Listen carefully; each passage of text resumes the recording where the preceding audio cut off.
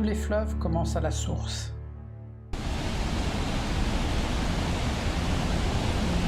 En aval, les rapides. Une descente raide, chutant de plus de 40 mètres avant de remonter sur Raidillon.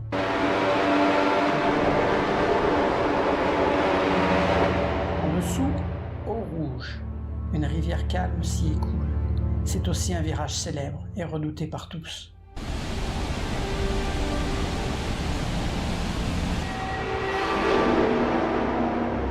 Le circuit a évolué mais pas ce virage.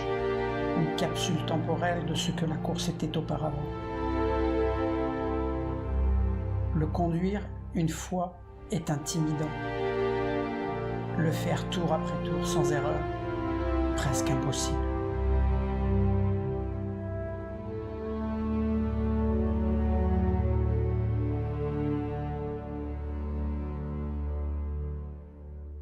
Le fleuve s'écoule dessous, mais sa destination est aussi sa source.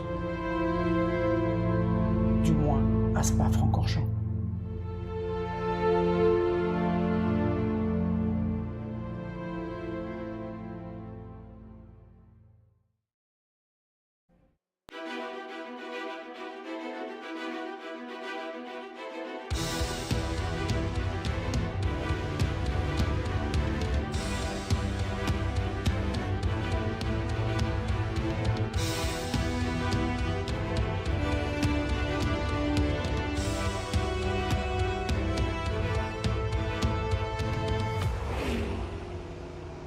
Oh, a trip to Europe and to Spa-Francorchamps. This is a racetrack that I've got on my bucket list, and it's on every driver's bucket list to get out here and go driving around the 7-kilometer circuit that's been ingrained in racing history for decades and decades. But it also has a longer story to tell, that of tragedy over the course of racing history. It's one of the world's most dangerous racetracks, and for some, that is just part of the allure. Welcome to Spa-Francorchamps and the Washington, D.C. region SCCA Virtual Racing League here in iRacing tonight. And yes, while this B-roll is a couple of years old and it shows some haze around the racetrack, it is raining here in Spa today, Finian. The first time we've ever had precipitation on a SimTV broadcast, but as I hear, the clouds have moved away just a little bit. Yeah, it's starting to dry up for the drivers on the racetrack. I'm sure they're happy for that, especially as qualifying just about getting underway. But it's going to be a unique challenge that many drivers may have faced or may have not have faced with the rain here in iRacing, posing a unique challenge to what is already usually considered a fairly challenging circuit. You can see there 4 kilometers on the racetrack and then going to the live shot. That's what we're dealing with right there. Rain scattered. And the interesting is that because this track is so big, it's raining in some parts and dry in others. Here's a look at your track map. 7 kilometers, 3 different sectors, and it all starts with La Source at the very, very far right of your shot. Turn number 1. That's a hairpin corner that leads you down through one of the most formidable sections in motorsports history, Eau Rouge, and then the climb up to the top of Raidillon. Down the Kemmel Straight into Les Combes, a right-left chicane that brings you down into a downhill right-hander at Pouhon. You've got turn number 12. That's a quick left-left combination into Campus. Another right-left chicane. This one much faster than the one earlier in the lap. And then into Stavelot before Blanchimont, one of the highest speed corners on the racetrack. That can get treacherous in GT cars, but maybe in these lightweight Formula cars, it's all flat out, except if you've got precipitation on the racetrack like we will today. That's going to be a gut wrench check every time you head through there. Yeah, really going to be a gut wrench check here as you working down the hill, again, especially with the rain. All these high downforce corners around this track, it's really going to, talk about Blanchimont especially. I was just practicing through there just to see what these drivers are dealing with. You really got to be careful through some of these corners because it's going to throw you quite literally for a loop with the wet and rainy conditions. And, it's just hard out there by yourself.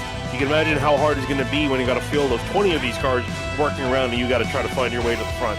Yeah, this is an interesting revelation to have rain finally on SimTV because it was this league a handful of years ago, probably back in 2020 when we made that Spa video, we had actually faked rain with some overlays and throwing fog out and things. And that was mostly to cover up some of the laser scan detail at New Jersey Motorsports Park. But finally, rooster tails and puddles of water here as Morgan Burkhardt works his way through Eau Rouge and Raidillon. You see the understeer and the front tires there. A couple drivers already have some lap times on the board, and they are slow because of how treacherous this racetrack is. is, but changing conditions throughout the afternoon as well. Finian is going to keep drivers on their toes. I don't think that that switching tires is going to be viable in an only 30-minute race, so that means whatever you start on, you're going to have to stay on.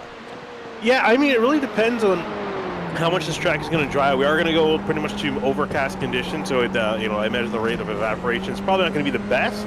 But I don't know, it may be something these drivers have to keep in the back of their heads. You might not just have to think about it being completely wet the entire line, because obviously the whole track's not going to dry up, but there is going to be a dry line that forms. Obviously not the moment. You can see active rain falling on the racetrack as Morgan Burkhardt's working through Bruxelles. This corner in particular, very, very hard. You see these drivers drifting it, hanging it out there with all the rain that accumulates there, and then especially now coming through what used to be called no-name corner, now Speaker's corner. Gonna wipe out there and hit the wall. This is a huge challenge for everybody. This car and the wet weather combination, I've given this a go a couple of times. This is no joke. Yes, there are wet weather tires, but you don't have a lot of weight or downforce helping you, even in the faster corners. You just have a little bit to lean on. So you're going to be a very busy driver in the cockpit today and dodging puddles as best you can. Here's Alessandrini into Pujon. See slightly off the racing line as the rumble strips collect some of that water. DJ's only fourth quick right now. It's Jake King at the top of the board, and he is a master at these lightweight Formula cars and even in the real world. So I think we'd expect him to be up near the top tonight. Yeah, this is really for a lot of these drivers where the real experience is going to come in. He always joke that for it's as close, iRacing's as close as you're going to get to real life, but especially when it comes to the rain, those who have experience there, because most people on sims, they don't have anywhere near this kind of experience where that rainfall is actually accumulated on certain parts of the track, puddling in certain places. You have to take the wet line and avoid the dry line because it's all rubbered in, and dance your car around this track. So especially looking at DJ at the moment, sitting currently in fourth, waiting to see if he can get up to the front. Will this be an equalizer of sorts for this league? So I wasn't sure how the visuals were going to look here in the broadcast kind of perspective. We see things from a very different angle than the drivers do, and I got to say, this looks amazing. I'm so excited to see DJ wiggle. This is the first time that I've really I've been really busy lately, so this is the first time that I've really gotten to experience rain from this perspective as DJ works into the chicane. The other thing, you cannot and should not touch any curbing or rumble strips. They are icy slick, and you'll see DJ avoid the rumble strips on corner exit here. As he comes across the stripe, we'll see what he can put down. It's a 2:51.479. It's actually slower than his best lap. Yeah, it looks like DJ might not be able to make a faster lap in here as qualifying is slowly coming to a close. I think everyone's got about enough time for one more lap. These cars are already pretty slow. However, at the lap times they're making now, they're almost 3 minutes a lap here around Spa. It's a long lap time. Mike Leader goes for a spin and into the wall hard at the exit of Blanchimont, and this is one of those corners that we were talking about. You got to stay off the rumble strips, and that's what got him in trouble here. Watch as he enters Blanchimont. You're trying not to turn the wheel too much, but on exit he's going to hit the rumbles. Oh, yeah. And right there onto the green paint. And around he went, bam, into the wall. And he tried to be careful with the transition back. I mean, that's the best thing you have to do, but you need to just let off the throttle and kind of let the car naturally get to the on back to the racing surface. But it's just so sketchy. All those painted parts of the track, it's significantly slippier than the actual black stuff, the racing surface. As you look at Francois Brou work his way through Blanchimont, navigates it cleanly into the bus stop chicane, and what's already a slow corner becomes even slower when you add the rain to the equation. 4 years ago, he narrated that video for us about Spa-Francorchamps. I haven't watched it since. And, man, it's pretty good. I'm pretty proud of myself from 4 years ago, and thanks to Francois for doing that voiceover in the French language. As here comes Francois across the stripe, moves up to 16th place. Pretty conservative lap. Nick Brunei is on course as well, heading down to the tail end of his first lap. Yeah, after a lot of these drivers just be happy to at least get a lap in. I think a couple may not. Brunei, this lap was clean. The thing, like the asterisks we have to consider.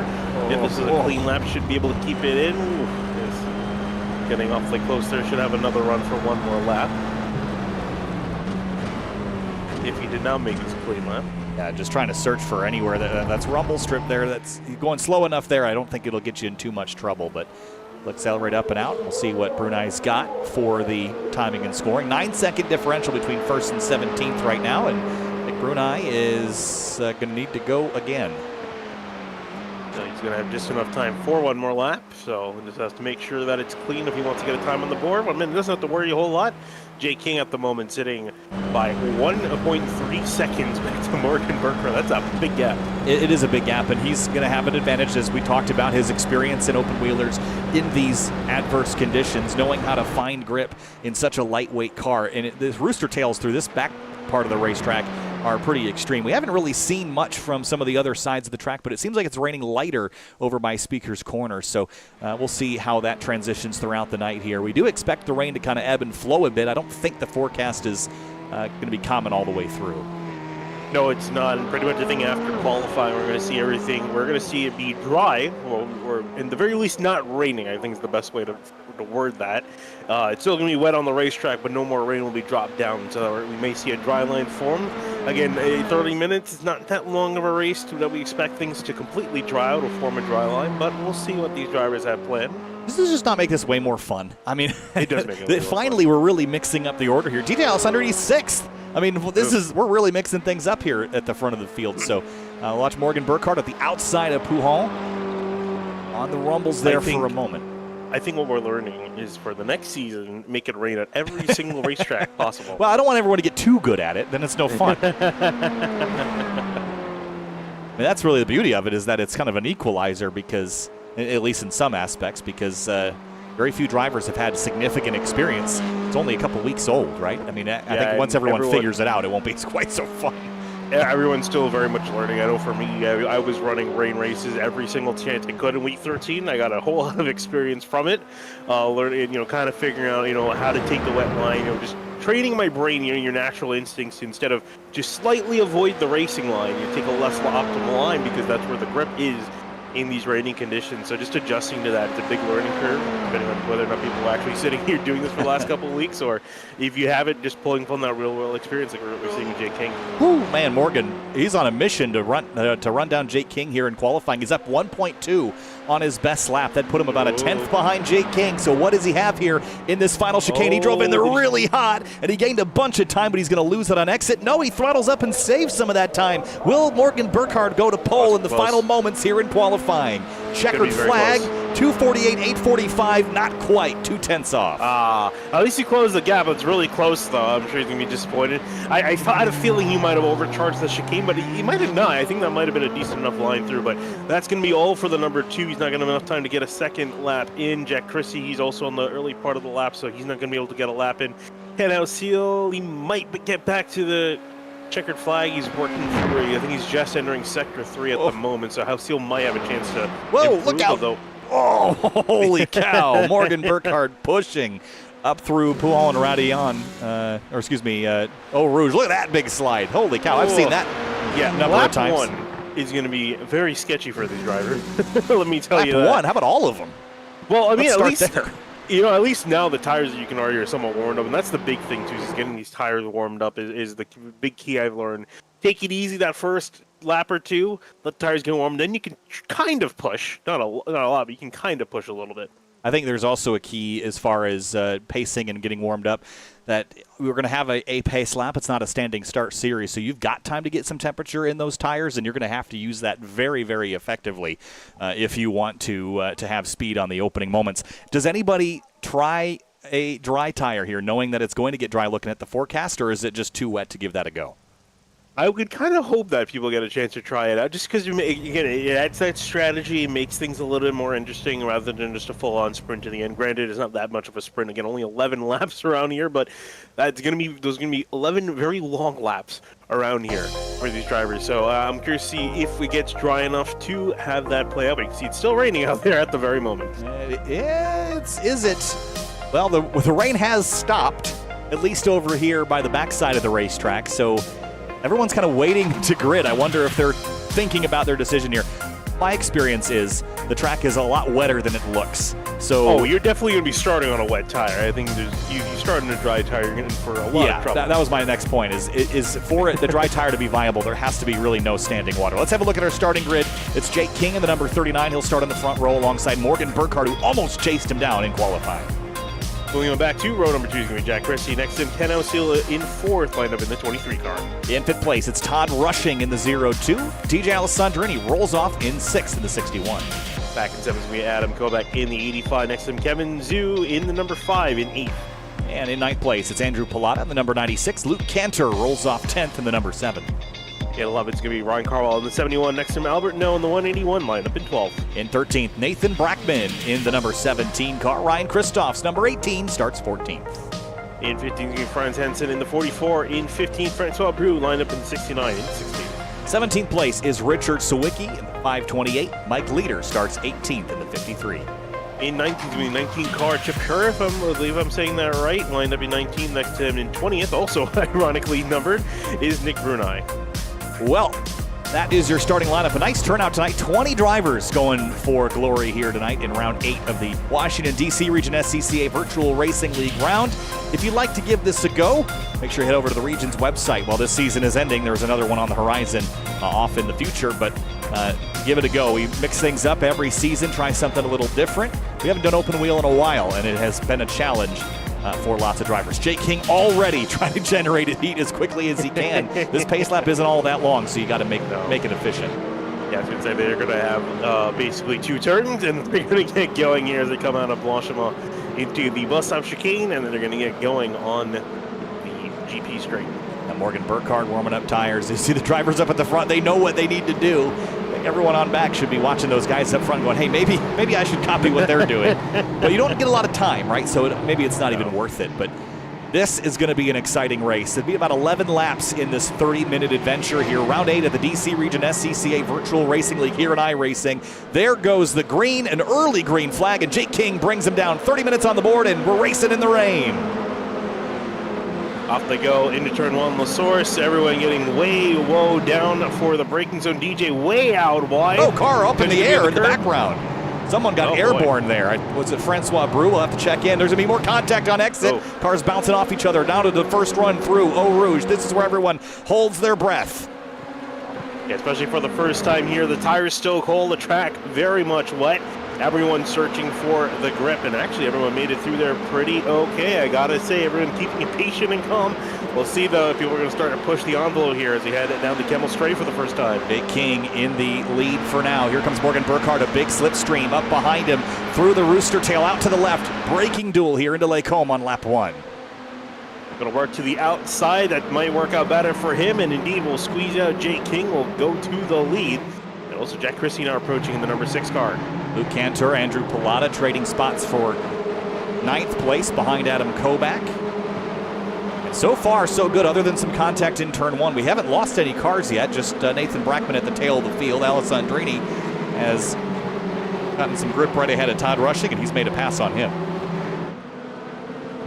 So far, so good. Got to say here as they work through now Speaker's Corner for the first time out of Bruxelles, and everyone taking it nice and patient. Just everyone wants to make sure they make it to the end. I've seen so many people eliminate themselves in the first couple of corners in these wet races, so it's a big change to see everyone make it through in relatively one piece. Yeah, and you see there's a little bit of, whoop, where goes one car for a ride.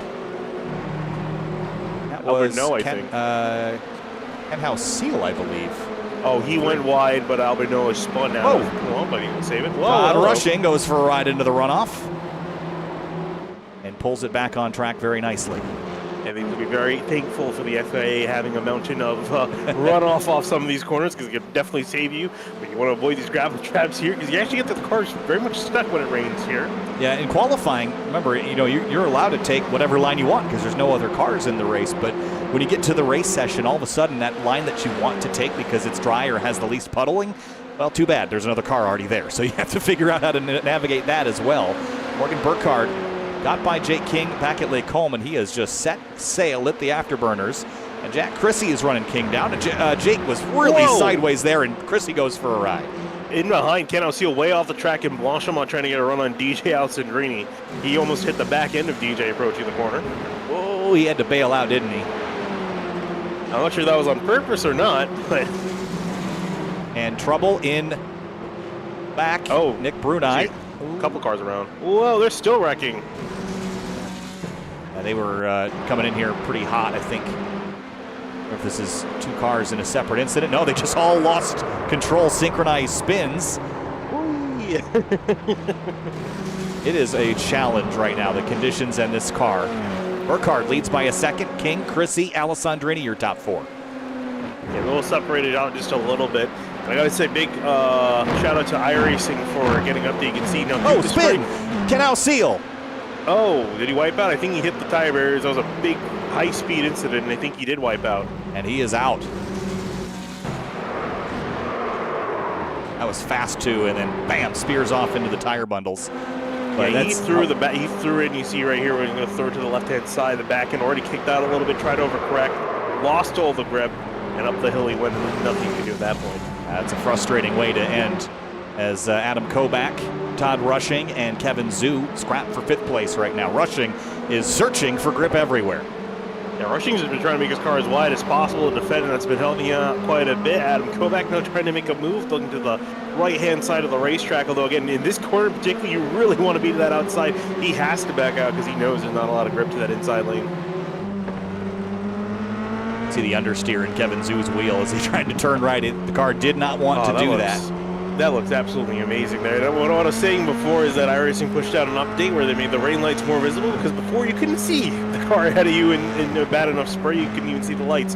But now it's a lot more manageable, and they even updated the spray effect, and it looks absolutely beautiful as he's getting a little bit on the curb. Hang on. Gosh, this just looks like so much fun. I know it's very tedious in the car, but hearing for Ken House-Seal, it was a frame drop. Computer slowed down for a moment, and that it snapped so quickly, I can believe that. It's frustrating. It's the worst place on planet Earth to have a problem. Yeah.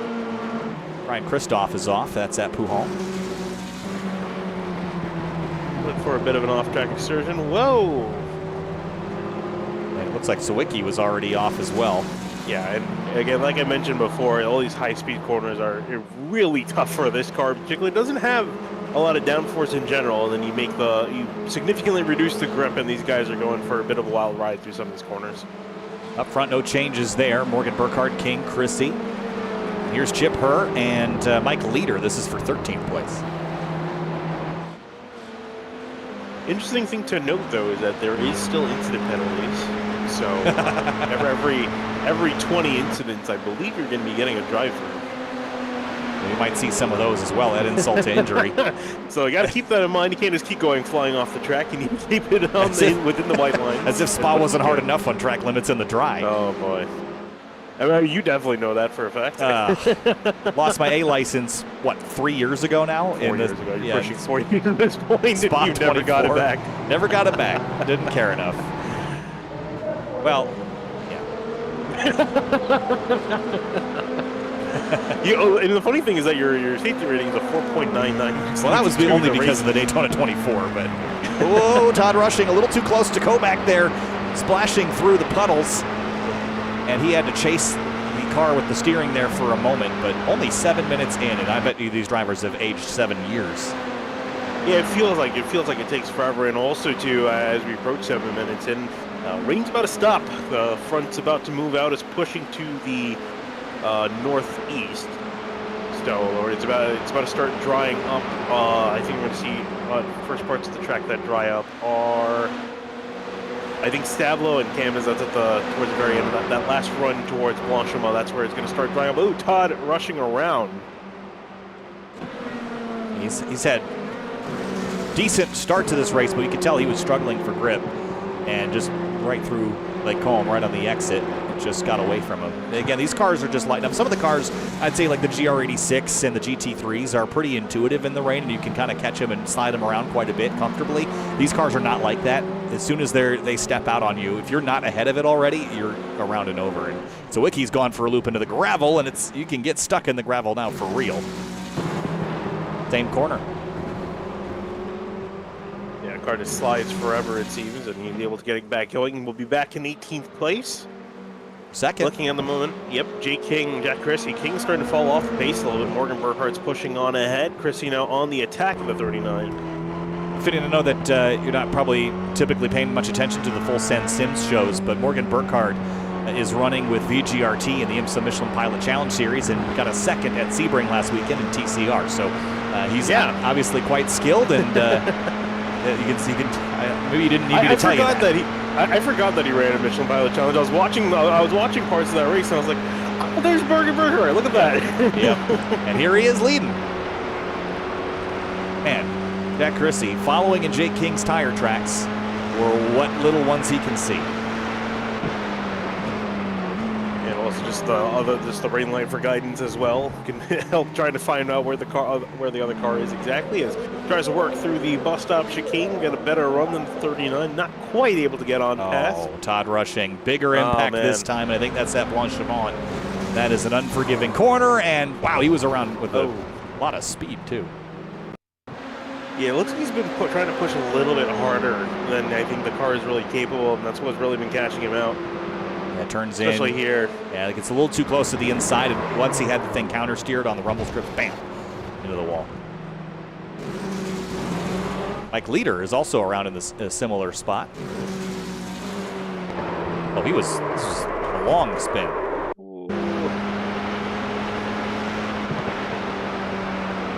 Same thing, that puddle on the inside. Yeah, he almost had it saved too.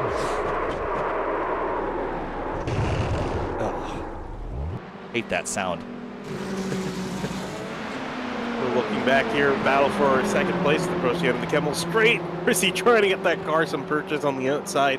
Couldn't quite get there. I'm going to be stuck back in King for the next couple of corners, but that 6 car looking a little quicker at the moment overall. It's King made a mistake out of Lacombe. He's going to go defensive into Bruxelles. I don't know if he went defensive as much as he was just trying to save the car. Look at Jack Christie going a little higher here. And whoa, big counter steer. You can't do that for very long without losing control and command. But oh, Jake King, look at him power sliding through Speaker's corner. Holy cow, this is fun. Trying to power on through. Now it's towards Pouin they go. Watch this. Drives in here. Let's see if I can get a better angle of this. But he was just power sliding through here. Oh, look at that. Man, cool to watch. Ryan Carwile's had an off. We get back on the track. Doesn't look like the car's got a whole lot of damage. Not sure if he hit anything, but get the car going back in the right direction is in 10. Yeah, we'll see. The spread of the field is spread out quite a bit over just a couple laps we run. And top 10 are all separated by 30 seconds. Just notice that there's no more raindrops over in this part of the racetrack. Now, if we jump back over to Speaker's corner, you can still see that there are some. So the back half of the track, as you predicted, Finian, is no longer raining. It's going to take a couple of laps for a dry line to form, but as the sun has come out over here as well, that's going to go a little quicker. It's going to go a little bit quicker. That's what I'm curious to see. The track is moderately wet at the moment, so it's not even too terribly wet. As we see it extremely wet next on drivable at the moment. But it's moderately wet at the moment. The rain's starting to stop. It's going to be a big question whether or not, again, I don't think we're going to see it go to dry tires, but it's going to get somewhat dry, and I think these drivers are going to feel the conditions start to improve, especially in this part of the lap. Yeah, still raining on the front straightaway as well, so it's really just the backside of the track from Pouin to Blanchimont that is no longer crying fresh water. Luke Cantor is around at the exit of Blanchimont, and I think he has found the fence as well. On the rumbles. It does bite, doesn't it? Really does. Catches you out so quickly. 1 minute the car is going right, and then up. You had it up on the curbs and the paint. Yeah, it wasn't even really the curbing. It's every driver that's crashed here, they're going straight on the rumble strips, and then they get to the paint after it as the car drops Jack off. Chrissy offline in Radion. Almost went into the barriers. Whoa. Was able to recover it. As he went over the paint, the revs pick up. Watch this again and listen.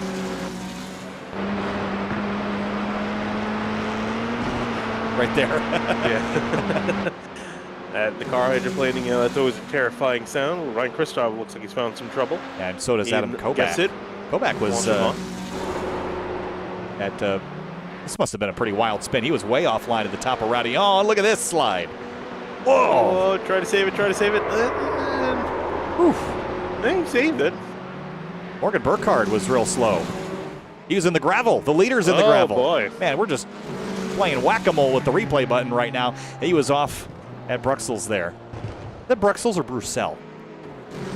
You took French? I didn't take French. They never taught me the corners of Spa.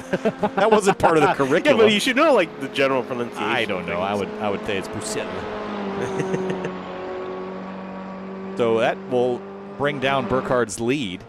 And also, 6-3. If you notice, rain stopped. Front's officially gone through, so every part of the track should no longer have extra rain put on it. Everyone would love to breathe a sigh of relief, but it's going to be a couple more minutes before it starts to get a little easier. I was going to say, by the time it's completely dry, it'll be the end of the race. Yeah, and I experimented with this. I took out the GR86 on slick tires at Sebring on a drying track. And again, it's deceiving how wet the track actually is. Oh, yeah. I could not, even trying the hardest I could, get through turn 1, leaving pit lane at Sebring on a slick tire in the dry. So I mean, we did that little test session when we were testing stuff out. You started on, you and the AI started on rain tires smartly. I was like, it looks dry enough. It was not dry enough at all. Yeah. It rained. It got wet extremely quickly, and by the later half of the lap, almost completely undrivable. Yeah, and that was slick tires. Probably the only feedback I really had as far as the visuals, because otherwise I think they look fantastic. But I think it is a little tricky because the tracks generally get darker as they get rained on because the water's soaking into the pavement, and it doesn't get shiny until the track is fully soaked.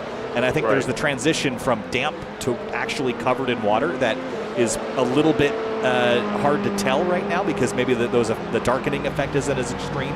So that transition from a sheen to soaked is tricky to figure out right now.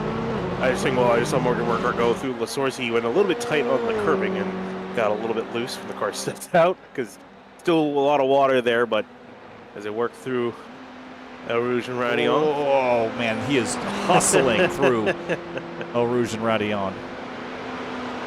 It's actually going quicker, which is not surprising because the lap times should slowly start to trickle downwards. BJ Alessandrini still 4th place. He was actually about a second quicker than Morgan Burkhart last time around, but still slower than those ahead of him.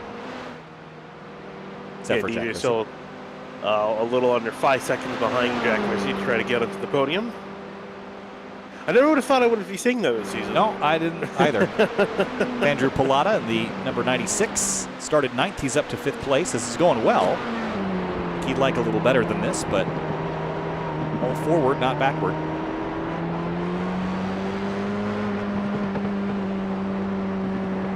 Yeah, you see him sawing at the wheel. He's just testing to see how much front grip the car has, because you'd like to keep the car in understeer.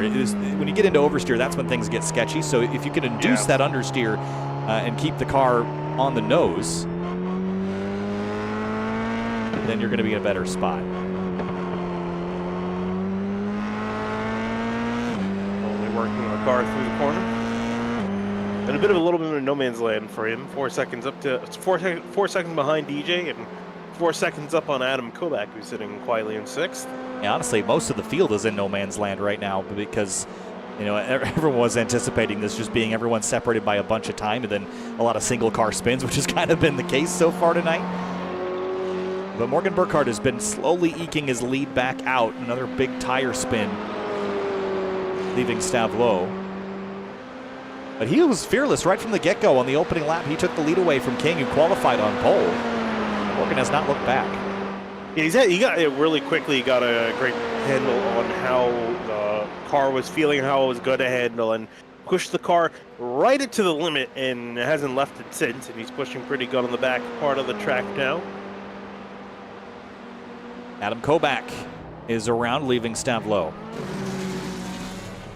Their spin that took a little longer. Who's at mid corner, and yeah, this is another tricky section of track because again, it's where you're really pushing the car, and there's a lot of water on where you're trying to push the car too. So you have to really back it out maybe a little bit more. But Kovac will get back going. He's currently running in 7th. You have to be careful though not to push too hard because you made a mistake. That's what got a couple other drivers in trouble. Yeah, we saw that Todd Rushing was having a really good run. He's still out on the track, but back in 16th. There is Nathan Brackman around. Whoa, there's Luke Cantor. One spot for him. Yeah, this is just oversteer on exit, and he did a nice job getting out of the gravel. Gravel has been a real challenge to get out of, which is finally what it should be doing. Yeah, I was going to say, when I got stuck in the gravel a couple times before, I was like, oh, wow, I guess this would actually be like stuck in it and just trying to muscle the car out.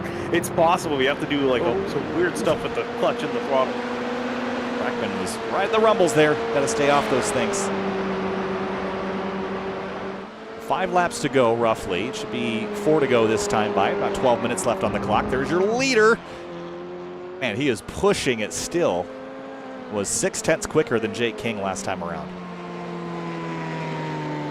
He's really pushing it. Now, second up on his previous lap is what it's looking like at the moment. So he's really starting to push the envelope now, push the car to its limit. Track's getting faster, and he's also getting faster. A little bit more confident in using the limits of the track as well. Here's Jake King, 4.8 back, doing the same. So it's that rumble would have been an instant spin a couple of laps ago, like Nick Bruni just experienced. Just walked away on him. This is a challenging combination, that is for sure. I don't think anyone, other than maybe Alessandrini, Pilata, and Hansen, has stayed perfectly straight this entire race. Yeah, it's been a very small group of drivers that have been able to pull it off, but they've been using it to some great effect.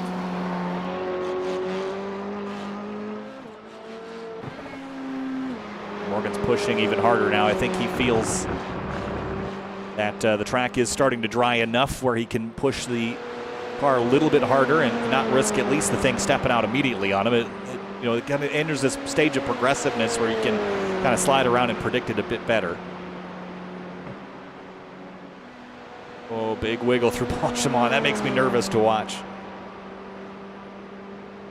Yeah, especially because he's doing so well. He doesn't really need to push. He just needs to maintain the gap, I think, to King. I don't think King's really going to catch him. Oh, man. Touched the curbing in the braking zone and went for a bit of a lateral slide. But he looks comfortable.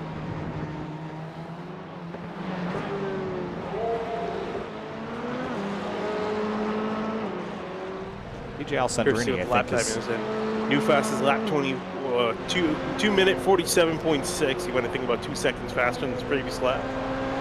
I think DJ Alessandrini just ran his best lap as well. I think DJ is going to be a bit of a threat for the podium here for Jack Chrissy as this track dries. I expect that DJ should be able to find some pace. Last time by, he was a full second faster than Jack Chrissy, so keep that in mind. He's just like, finally my time to shine. Don't get too greedy, though. This is that stage in the race and the pavement where you start to trust it maybe a bit too much. And that's what also makes it interesting too, right? Because now, as a driver, you got to try to find it. You know the track is getting faster, but you don't know how much you can make yourself faster before you can't find yourself spinning off the track. So you got to find where that balance is. How do you know where the limit is if you don't step over it at least a bit?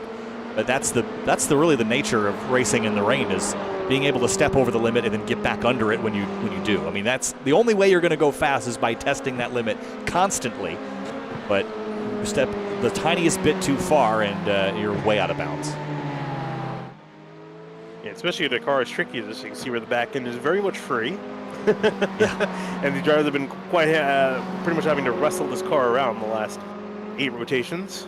Alessandrini, another second or so, well, maybe half a second or so picked up on Chrissy since the start of the lap. The podium might be a pretty good race here, though I don't think the track drying has slowed Burkhardt down at all. No, it's made him, if anything, quicker. Jake King's actually looking a little bit slower this lap compared to Chrissy and Alessandrini, and they all seem to be kind of converging on him for second place. See the dry line beginning to formulate here a little.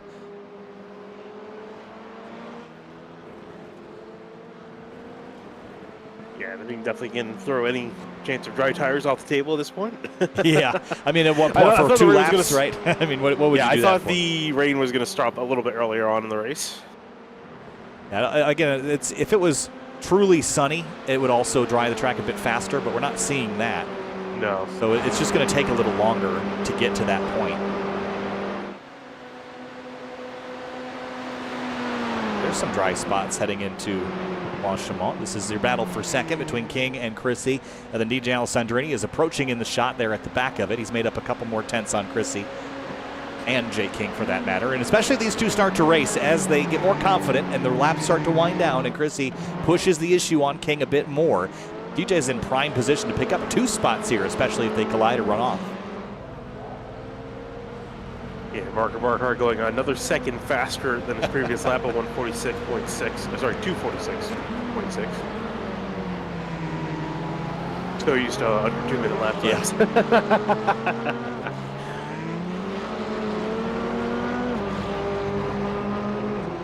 And this has been a attrition-filled race. Of the 20 starters, only 14 remain on the racetrack.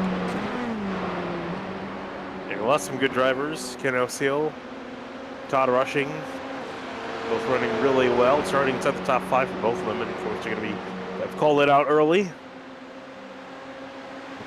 I do anticipate Alessandrini should catch Chrissy by the end of this race at the rate that he's running him down. Oh, we always say catching one thing, and especially in the rain, passing is going to be a completely different story. I just wonder if the mounting pressure on both of these cars is going to force some more mistakes. It could be. And as this battle closes in, I also want to point out, give a shout out to Franz Henson. He's been very quiet this race. Started in 15th, he's up 9 spots to 6th. Why it's good on a night like this. If we haven't put the camera on you yet, it means you haven't spun out. So even the leader did. I've been watching his lap times, and I don't think he's had a really. He might have entered on lap 6, but other than that, he's been running pretty consistent, and that's awarded him a 6th place running position at the moment. As long as you're pointed the right direction. Get the camera off of him because we're going to commentator curse him if we talk about him too much longer. Do him a favor. And Albert No has gone around for a loop, and this one is... Oh, it's a precarious part of the track. Yeah, I hear Ryan Carlisle.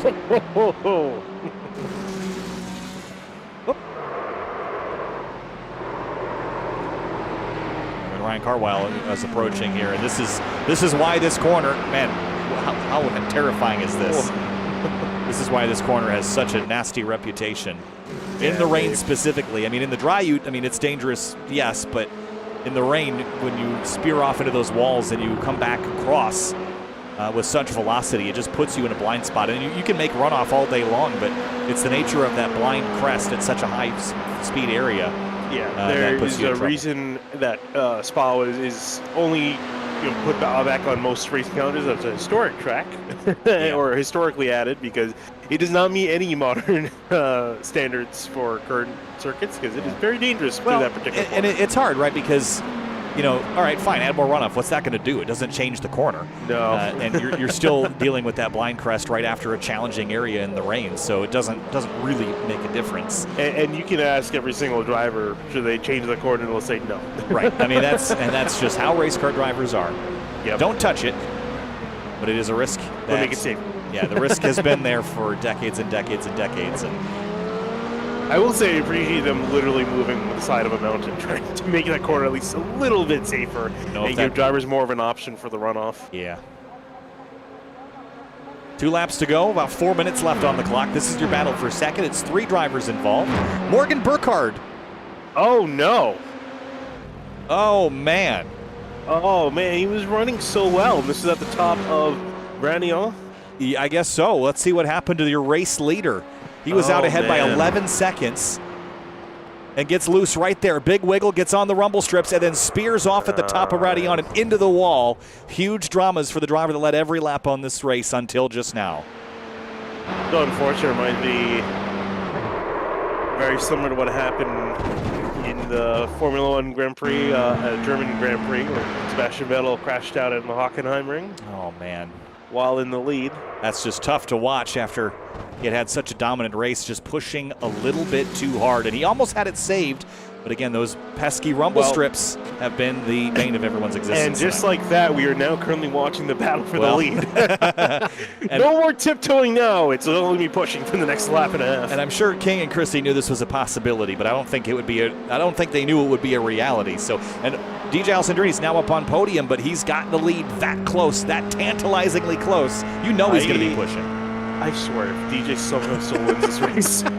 After everything this race has done, starting in 6th, starting, I think, almost 10-15 seconds off the leader at one point, and somehow he gets the win. That'll be interesting to see. He's still got a little over a lap remaining, and Christie is closing. He's pushing hard, trying to catch Jay King here. Well, the grip level has been equalized. The driver's skill is on display here. I don't care what setup you've got. I don't care how much you prepped for the dry, because we're racing in the rain. Another lap and a half here. Oh, they're all pushing so hard. And this is someone's going to, not all 3 of these cars are going to finish this race. I think I can probably safely say that. Yeah. I'll gladly eat my hat if they do. I'm not wearing a hat, so no risk for me, but. Hey, we're just given a hat by Toyota. Yeah, I suppose. That's a nice hat, though, man. Jack Christie wobbling on corner exit. He's 7/10 back. And Alessandrini is 1.7 behind that. He's pushing really hard on the brake. Too hard. He's off. Field goal. And here comes Alessandrini looking for second. Try to do the switch back here to get a better run on Jack Chrissy, and just like that, DJ has his chance at second place. Chrissy getting the defensive line to the right, white flag in the air for both these drivers, as well as the leader. Here goes DJ to the outside in La Source. And they're both going to push in here pretty hard. Side by side, who's going to back out on the run down to Eau Rouge in the rain here at Spa? This run down to Eau Rouge is already a game of chicken in the dry, let alone in the wet. Someone's going to have to back out here. Who's going to do it? Neither. Oh, they're going boy. side by side. Jack Chrissy bailed, but was it too late? Through the puddles, he saves it, but has to give up a ton of time. And for DJ, 2 seconds back to Jay King. I don't quite know if it was enough. If it's enough. If he had 2 laps left to go, I'd say there's definitely the possibility. Keep an eye on Jake King. He's running in the wet weather line here, just trying to find any grip he has. If you underestimate the grip, then you might get run down. If you overestimate it, you're going to finish down the order. That's going to be the big thing for King, I think, really. Whoa, DJ's had a big step out in coming out of Lacombe. 2.2 is the gap here. One slight mistake will pull a podium from any of these drivers. I think for Jake King, it just matters just getting his head down, just trying not to look in the mirror and make sure. Oh, there goes Chrissy. How did he save that? That car was way sideways.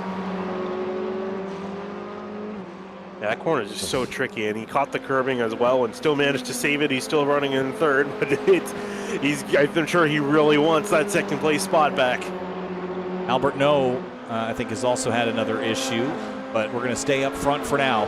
1.7 is the differential between Jake King and DJ Alessandrini. King is less than half a lap away from winning from pole, and he's only led 1 lap.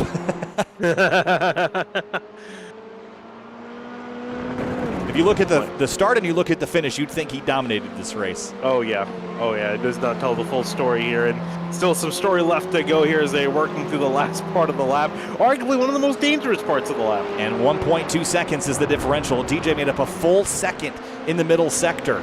If King botches the chicane, Alessandrini's there to pounce. Not even just a game, Blanchemont's also taking out so many cars. I'd probably say it's been the deadliest corner in this race so far. Here comes King working his way on through. All he has to do is carry it nice and tightly, and there he does, pushing on through, and really DJ sliding in the back, trying to make up ground. Oh, Chrissy's going to be in the wall hard. Oh, no! And there goes one of the, I told you one of them wasn't going to finish. Last couple of corners, Jake King from pole to win. Somehow he's going to claw his way through the mist and wins at Spa-Francorchamps. Alessandrini, second place. And through it, and Andrew Pilato's going to come home in third. Wow. Chrissy's limping the car, was trying to limp the car home, missing a tire, and he's going to retire just a couple of 100 feet away from the start-finish line. My hat is safe. I told you someone would lose it. Here's Franz Hansen. He's going to come home in fourth, as long as he can make it through the last couple of. How would a disappointing run for Chrissy after all of that in the last couple of corners? Yeah. Just pushed a little bit too hard. And Hansen, safe fourth place across the stripe. He will be glad to put that car back in the paddock after this one. Adam Kovac comes home in fifth after a lot of the struggles he's had, so he will come still home with a top 5. And Kevin Zhu, I'm trying to see where he is on the racetrack. He is still approaching Blanchemont. About 1 minute and 11 seconds behind the lead. I'm sure he doesn't care. Come home with a decent finish. Oh boy! Hang on to it. Holy cow! That is a pucker moment for Kevin Zhu. I almost jinxed him right there. Yeah. I'm telling you, Blanchemont's a deadly corner. Well, he doesn't need to pit anymore for dry weather tires, but he might need to pit to change his underwear after that one. Track might be drying, but the undies are wet. In behind him, a little bit of a battle was brewing. Francois Brou will win that battle. Finish ahead of Ryan Carvell in 8th. Albert No will come home at 9th. Cantor in 10th spot. Morgan Burkhardt did get back out on the racetrack. He got out on dry tires. I was wondering, he's like slipping all over the place because well, he's on slicks. That didn't work, did it? Yeah, you can definitely say he's probably not dry enough for slicks yet. I would say not. Everyone does the belly flop onto the runoff area at La Source. What a race. I love rain. I just do. Here's a look at your race results. I'm sure all the drivers are miserable and never want to do that again. But I thought it was great. Sometimes when the drivers are mad, it's the best show you can have. Yeah, I was going to say, fantastic showing from these drivers out there, really pushing the limit of what they can do. Jake King taking the win with DJ Alessandrini coming home in second. And then Andrew Pilata rounding out the podium drivers. And good news for your hat as well. You don't have to eat it because, unfortunately, Jack Christie finishing down the order. But between Franz Hensen in fourth, Kovac fifth, Zhu, Brew, Carwell, No, and Cantor rounding out the rest of the top 10. And here's a look at the rest of your order. Ken House-Seal out with a big twitch and wobble in Eau Rouge. He went for a big crash. And, of course, Jack Christie, what a disappointing end to a strong race for him. That's your race results. But let's talk to first Morgan Burkhardt. He finishes the race in 11th place, but you led so many laps in this one, Morgan. This is a true challenge. Spa in the rain on a lightweight Formula car. What was your experience like tonight? It was awesome. I mean, I hadn't really experimented a whole lot with the rain, so I saw the region was putting on a rain race. So I was like, you know what? I'll do it. Let's go have some fun. Let's see what it's all about. Let's kind of see and compare to the real world. And honestly, it's really close. And this car at this track is such a blast. The puddles are in such awkward places that you really have to be on it to avoid them all and kind of pick your way through the corners. And I just kind of went into it saying, you know what? I'm not in this for points. I'm just going to go ripping around and have fun. I'm going to go 100% every single lap and see what happens. And well, I saw what happened. So. Yeah, I was just saying that I don't want drivers to get good at this because it's a lot of fun when everyone's still figuring it out, Morgan. Thanks for talking with us, even after you didn't finish where you were running most of the race, but just fun to watch, especially the transition as drivers had to get braver and braver to find pace. So thanks for chatting and congrats on a job well done up until about, what was it, lap 10 or so? Yeah, about 2 laps to go. Yep. All right, Morgan, thanks a lot. Yep, thank you guys. And DJ Alessandrini comes home in second place. And hi, DJ. And what a fun race to watch. He started 6th and were there most of the race. And then all of a sudden, they're dropping like flies. And here you are chasing down Jake King on the last lap. All the drivers seem to have a lot of fun. I had a blast. I just don't want drivers to get good at it because, man, the chaos is interesting to follow. So take us through your night in trying to run down the leaders. Well, the night started off with me driving like a traditional racing like a wet line, and then the closer and closer I got to the leaders and I got to see their laps, it just seems like you just turn in a little later on everything, but it's not entirely like a wet line would normally be. So I got to learn the nuances of the wet line in iRacing because competing in iRacing is fun, but there's definitely some nuances there which didn't seem to translate from my real life driving. So I'll figure it out, and next time, hopefully, I look like Morgan Burkhardt without the crashing.